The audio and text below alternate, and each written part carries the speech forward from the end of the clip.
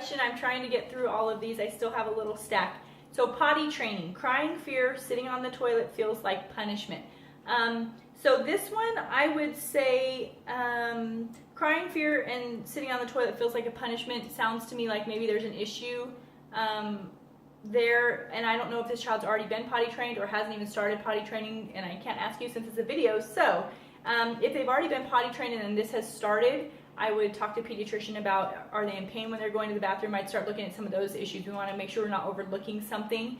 And if they have not started potty training, and this just seems like a fear, you would still look at those things. Is anything hurting? Is there a medical thing going on? But otherwise, if we're just talking about it's not one of those issues, I would say, are they ready to potty train? Do they show interest in using the toilet? Do they have that bladder control where they have dry spells in the day that show that their bladder muscles can hold it in for a little while? Sometimes kids take a little bit of time on that to develop that way.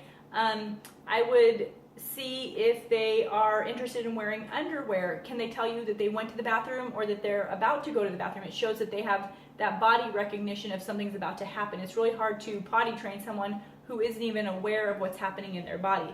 And so I would do that. Once we've looked at all those things and we think all those things line up, then I would try to kind of make it fun and engaging for potty training. We never punish for potty training. That's never a good strategy in my opinion.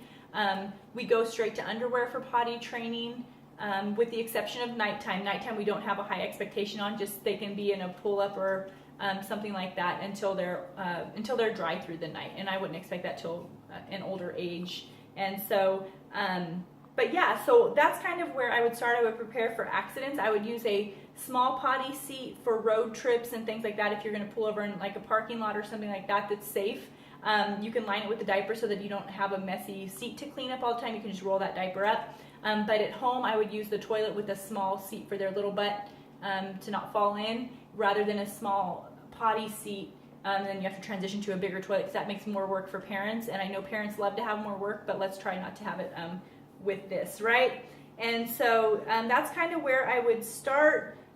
If the crying and fear continues, that's definitely something I would address with your pediatrician. Or it may just mean, once all that's ruled out, that it might mean that child's just not quite ready yet, and that's not something that we need to push. I don't think that, if they're not ready, it's just going to be harder for them and harder for you. So that's kind of what I would do. I would reward good behavior, good potty behavior, being obedient to the body, but I would not discipline that, because sometimes kids have accidents and that's just how it is. I hope that this helps.